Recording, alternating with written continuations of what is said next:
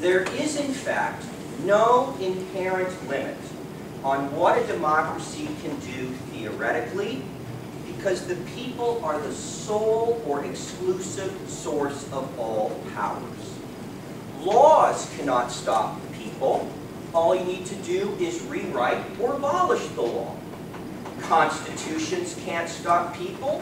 All you need to do is amend them or abolish them. And the idea of natural rights cannot stop the people, for rights are determined and defined and given expression by what the people do. In a democracy, literally and sadly, nothing can stop the people from doing what they want, because they are the ultimate and only source of power. As James Madison pointed out so eloquently, where the power of government is, that is where you have to fear abuses. And this is why Madison, alone among the founders, so feared majority tyranny and did everything he could to try to prevent it. But he himself, in his letters and published writings, knew that at the end of the day, majority tyranny can never be prevented, precisely because of the very principle of democracy itself, which is the sovereign ultimate power of the people. Now, of course, none of this should really come as a surprise to us, at least if you're a student of the French Revolution, which in many ways gives us a taste for what is to come in the 20th century, when democracy and the people become the sole and only source of legitimate authority and the sole architects of what defines acceptable conduct. As soon as Maximilien Robespierre and his fellow Jacobins gained power, they began to turn their enmity not just towards the monarchy and Louis and the aristocracy, but they turned it expressively against the Catholic Church and religion in general. They are the ones who really begin to find that uniquely modern phenomenon called enemy of the state. Anyone who questions their power can now be hunted down, literally, and executed as counter-revolutionaries. And it is no surprise that we have, during the Jacobins' reign, the reign of terror, where anywhere from tens of thousands to hundreds of thousands were put under that nice new safe device for executing people called the guillotine. Okay? Thereafter, you have Napoleon, who in many ways simply substitutes himself as the object of supreme reverence and authority. And you have hundreds of thousands, if not millions of people being slaughtered as France tries to gain control of Europe. Thus, the French Revolution shows us what we're in store for in the 20th century, with the full-blown development of secular religions like communism and fascism, where all religious restraint has been cast aside as the state or its leaders, or its ideology, or its people become the only source of authority, where they become a quasi-religion unto themselves. And again, this is simply an inherent problem for all democratic regimes. Nothing can stop a democratic people from doing whatever they choose, because they are alone the sole source of power and sovereignty. And that is in many ways the problem, or the key aspect of the 20th century. So how is it, or how was it, that the United States and a few other liberal democracies were able to escape from descending to such horrific deaths? Or to put it a little bit more accurately, why was the United States and other liberal democracies some of the least bad regimes of the 20th century? Certainly we engage in all sorts of nefarious nonsense, and craziness, but not on the scale of communist and fascist regimes. So how did we prevent ourselves from escaping to descending into these depths?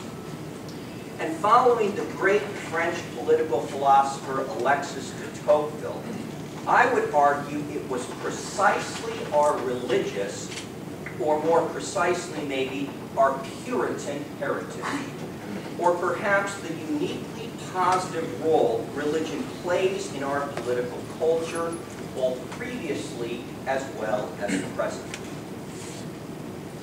Now, probably the most common restraint upon the untrammeled exercise of power by the people in a democracy is when it is anchored to classical liberalism. And what I mean by classical liberalism is the liberalism articulated by Hobbes, Locke, and Montesquieu, the centerpiece being the notion of inalienable natural rights. This tends to be the one and sole common restraint upon the untrammeled exercise of power by the people. Now, rights, or even a Bill of Rights, is no fail-safe method for sure. All you need to do is turn to James Madison again, the architect of our Bill of Rights, who, when discussing this issue with Thomas Jefferson, said that a Bill of Rights is nothing but a parchment barrier, and thus no real barrier at all. If the people desire, they can trammel upon natural rights as they do other things. He was very diffident about how salutary a Bill of Rights might be, but encouraged by his great friend Thomas Jefferson, he decided to give us the first 10 amendments anyway. But he was very clear about this. It's hardly a fail-safe method, nothing more in his mind than a parchment barrier. But still, rights or a Bill of Rights can at least cause a democracy to think that there are some limits to what it can legitimately do.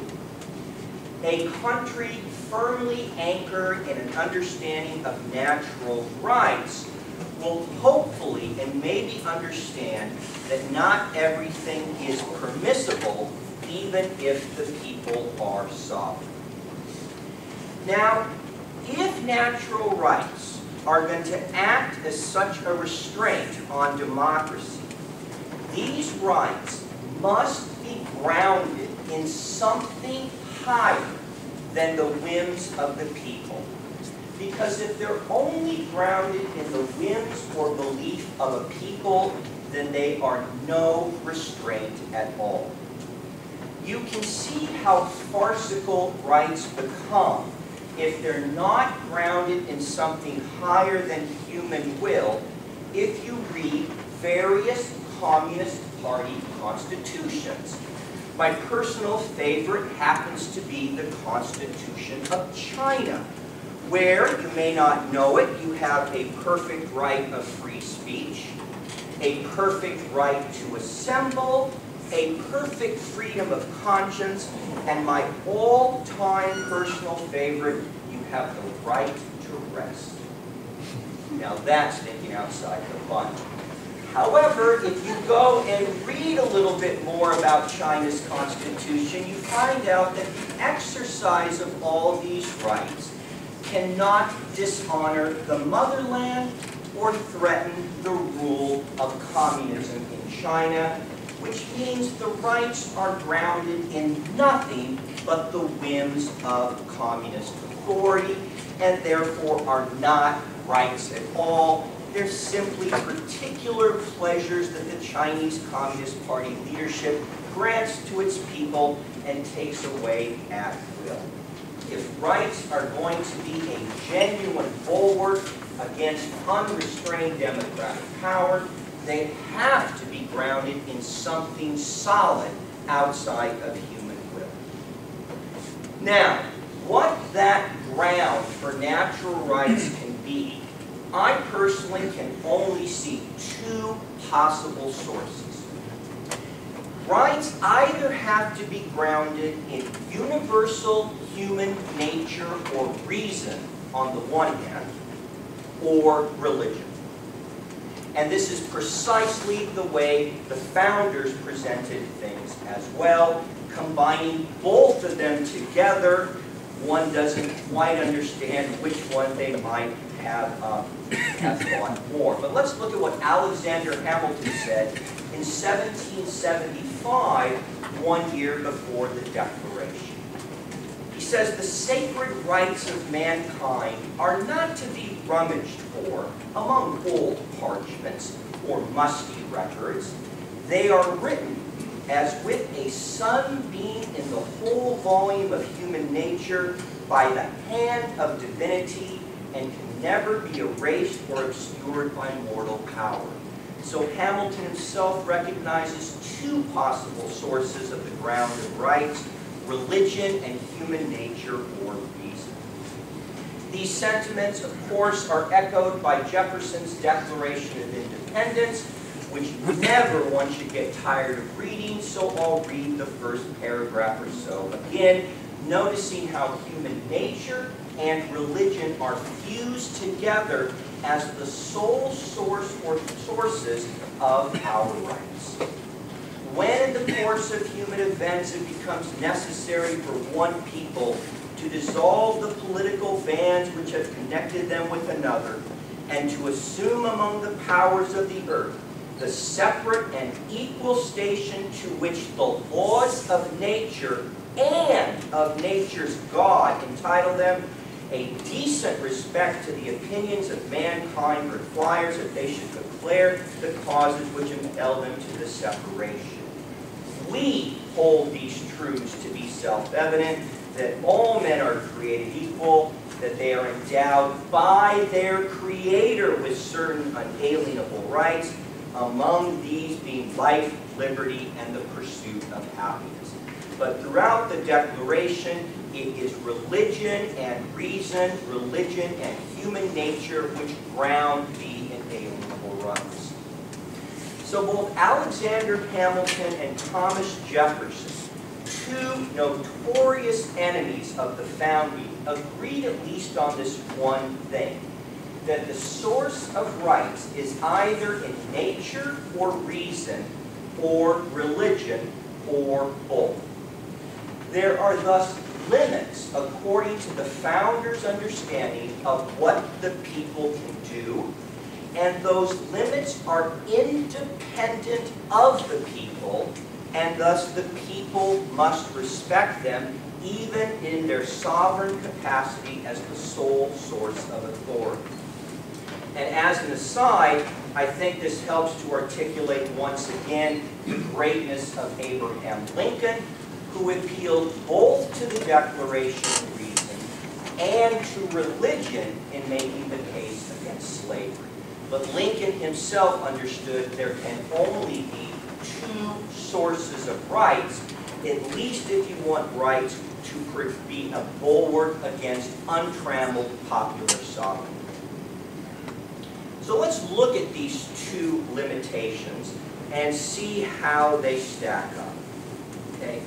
Could such restraints by natural rights on the whims of a sovereign people ever come through nature or reason alone, as so many contemporary atheists hope?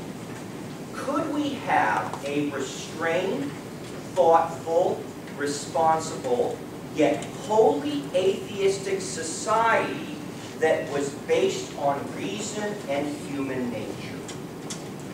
Now, for those of you who think you can have a genuinely and authentically reasonable society, I do wish you the best of luck in life. Okay? The number of people who can base their conduct on nature or reason alone number in the 10s or 20s.